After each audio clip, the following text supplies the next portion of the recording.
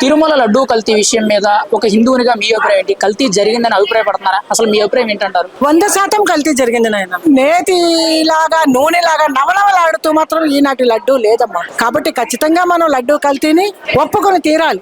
వెంకటేశ్వర అవతారం ఎలా బయటపడిందమ్మా? ఆవు వెళ్ళి ధారలు వదులుతాది. ఆ పాలుని కల్తీ చేశాడంటే, దాని గురించి మాట్లాడుతున్నాడంటే వాడికి నా నోట దౌర్భాగ్యుడు అనే పదం తప్ప ఇంకోటి రావట్లేదు.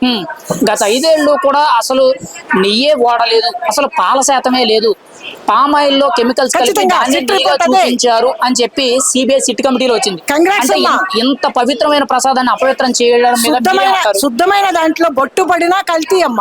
అసలు అక్కడ కల్తీ కాదు, అసలు శుద్ధమైన పదార్థమే లేదు, పూర్తిగా నకిలీ. ఇక మనం ఇంకా రిపోర్ట్ ఏం చూస్తాము?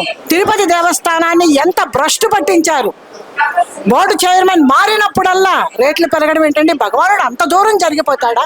వీళ్ళని ఆయన శిక్షించేంత వరకు ప్రతి హిందువు సంఘటితమై ఉద్యమించాల్సిందే. ముఖ్యంగా జగన్మోహన్ రెడ్డి గారు హిందూ అని అంటున్నారు, నేను క్రిస్టియన్ మతం అంటున్నారు, నేను ముస్లిం మతం, అన్ని మతాలను స్వీకరిస్తానంటున్నారు.